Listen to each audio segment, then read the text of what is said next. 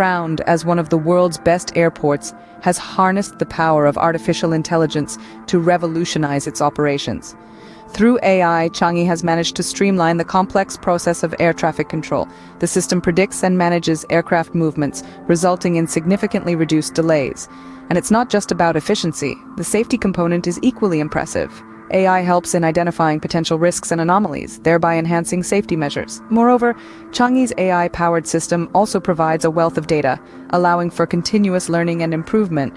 This has led to more accurate forecasting, improved decision-making, and ultimately, smoother and safer journeys for millions of passengers. And let's not forget about the environmental benefits. With AI optimizing flight paths and reducing unnecessary waiting times, Changi Airport has also made strides in reducing its carbon footprint. Clearly, Changi Airport serves as a shining example of how AI can make our skies safer and more efficient. So, what have we learned today about AI and air traffic management? Well, we've delved into the current state of air traffic management and discovered that, while it does an admirable job, there's always room for improvement. Enter artificial intelligence.